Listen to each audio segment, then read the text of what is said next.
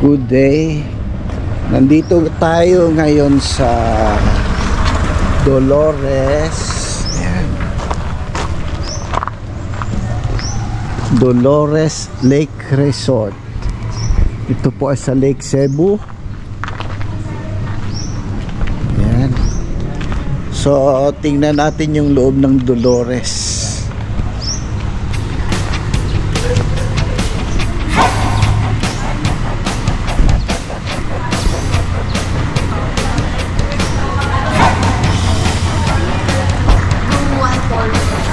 Morning, sir. Third floor po tayo pababa. Third floor po pababa. Dito po tayo. Dito yan. Dito na ito. Third floor po tayo pababa.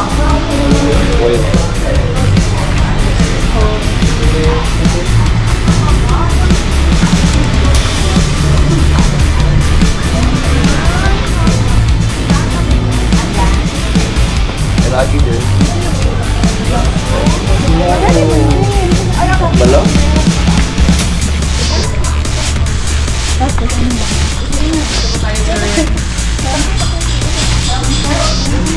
Yung next room mo dito lang po sa kumain dito na lang. Okay, thank you.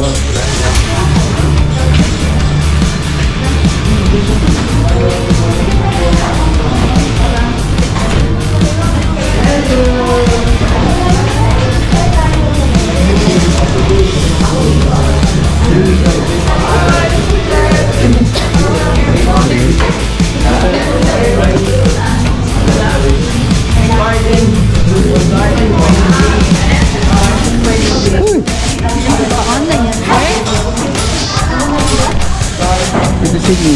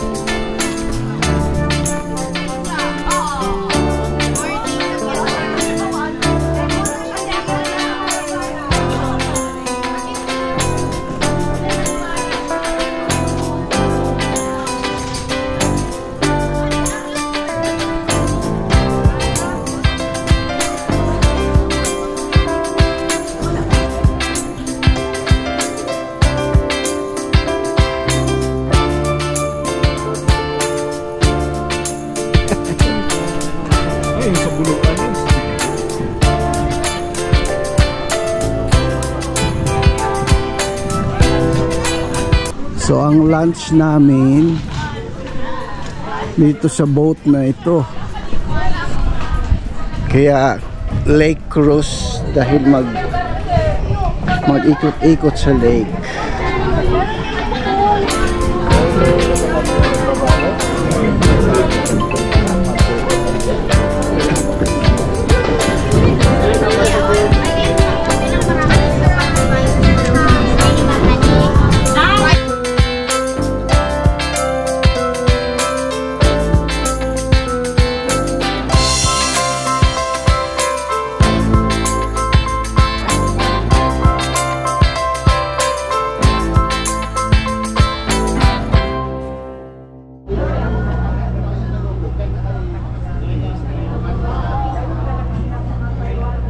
Okay, larga na.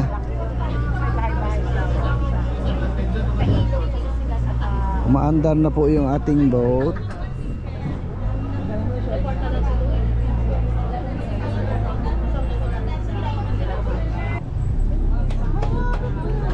Backing lang pala siya, backing. Sa kabilang resort, yun yung Punta Isla.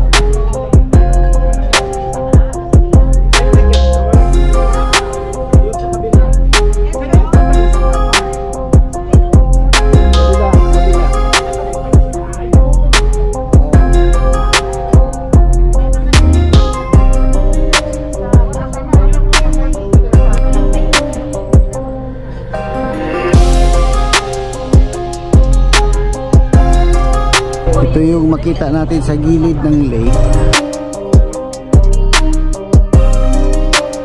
mga fish pens. Dito yung mga tilapia.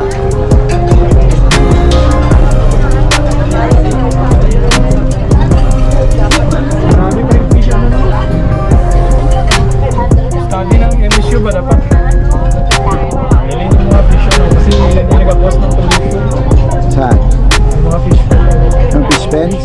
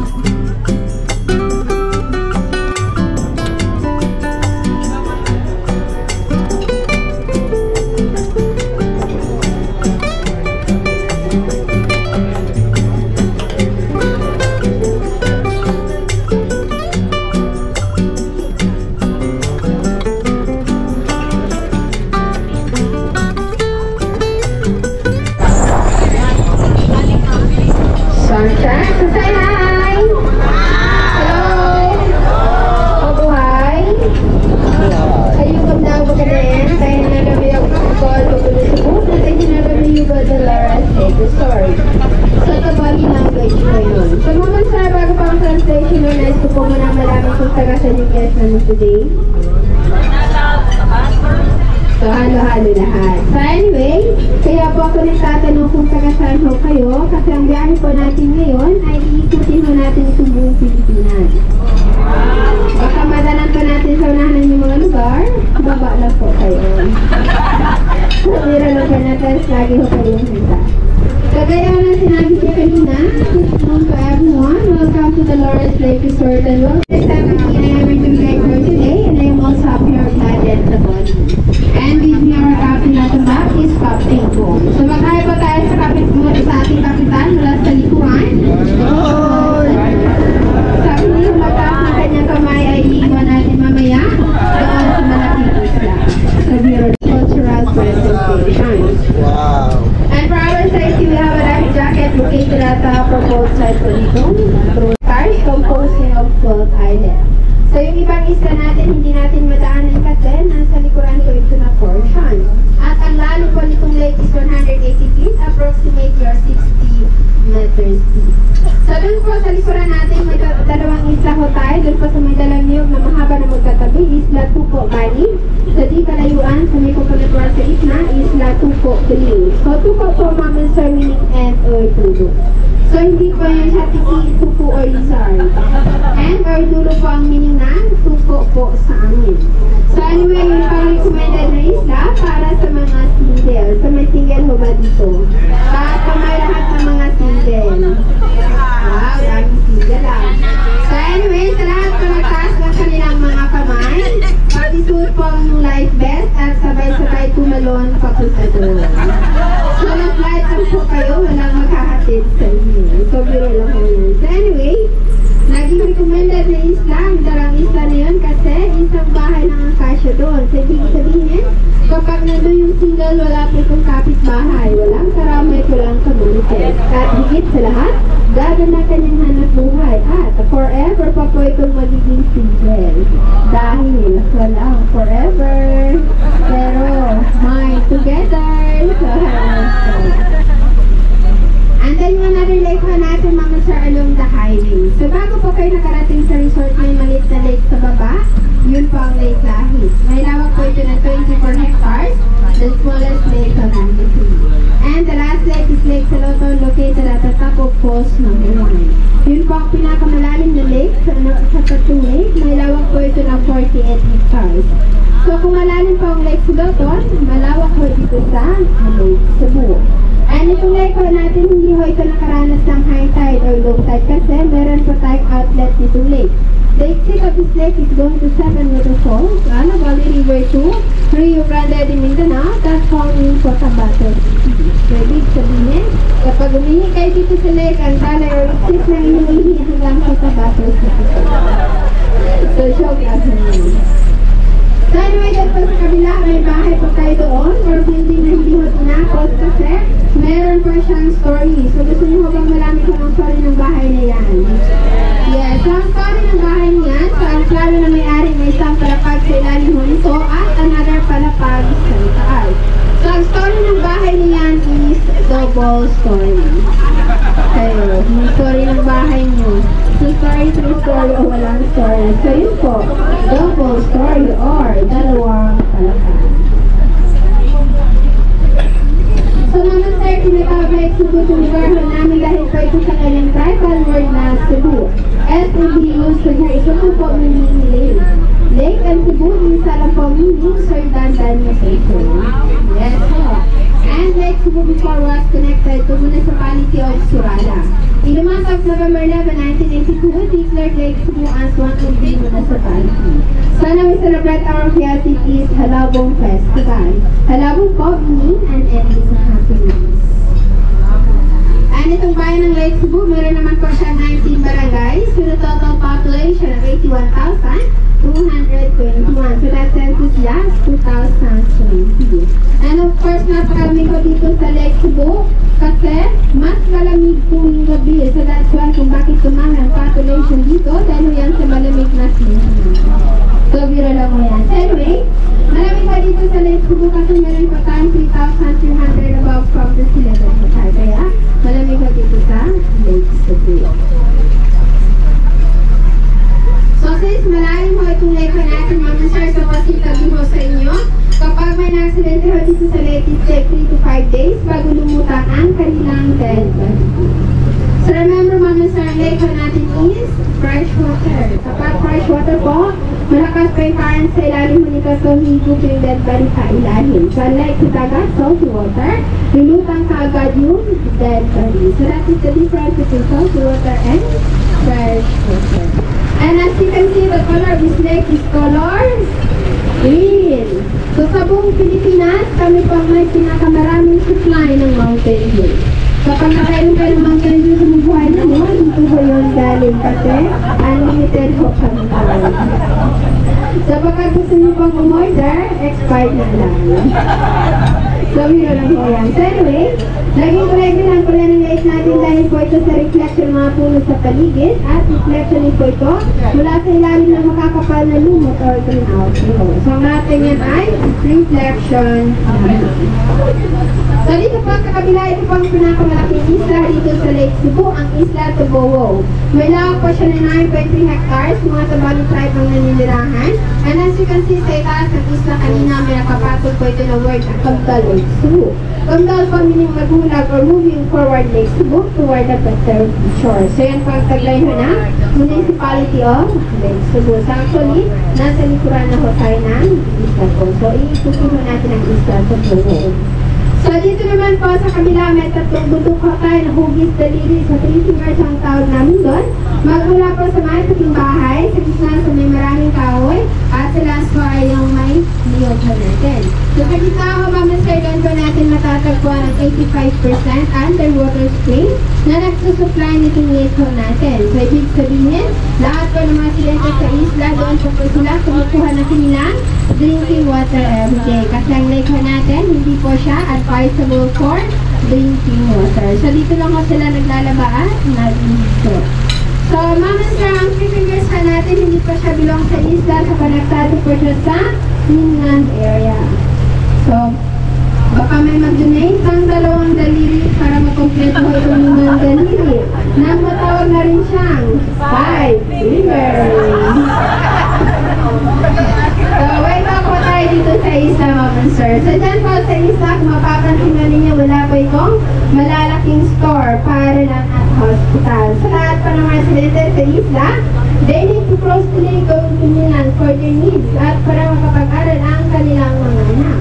So, their mode of transportation by using a boat or bangka. Si bangkahan natin is made from lawa and tree.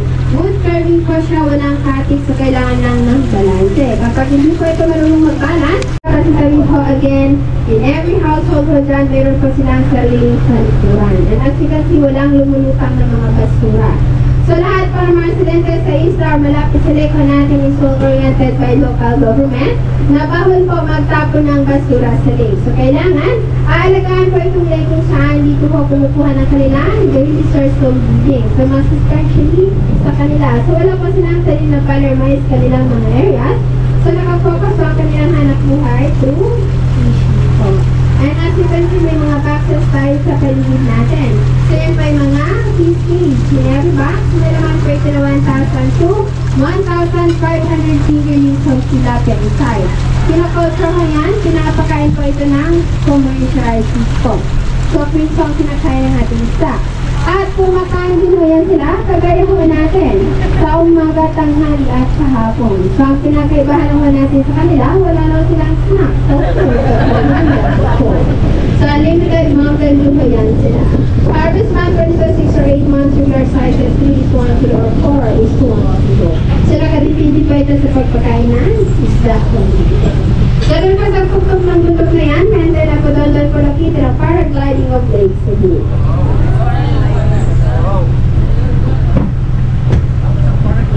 And then dito po sa lake po natin, don't you worry, I assure you, wala po tayong dito buhay na crocodile. Walang sirena, piranha, shokoy at anaconda. So meron naman dito sa lake, iba't ibang uri ng mga isda. Kagaya po ng aluan, karpa, gurami, flowerhorn, currentfish, pangasius, tilapia at marami pa pong iba. So sa ngayon, nandito naman tayo sa uluhan itong isla. So dito po nagpapahiwalay ng island. And then, dinlan mo dito sa kabila. So dito po ang tawag po namin is Bakikot, meaning the small entrance and the small sea.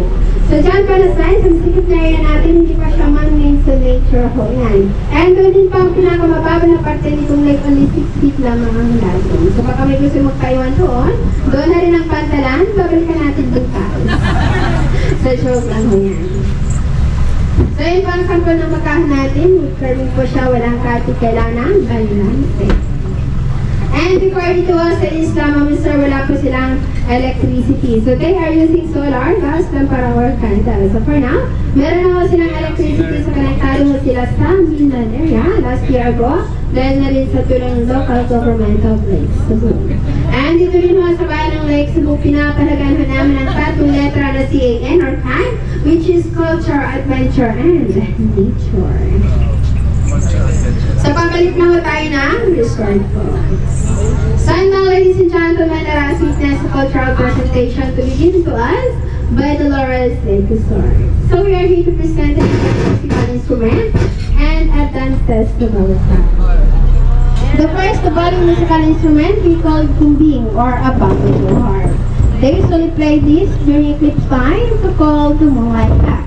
The spirit of kumbing is here deep into the earth and here deep and so high. So ladies and gentlemen, please help me welcome our musician for today. He is also a pure-blooded Sabali, Nanarigan, Mr. Tom.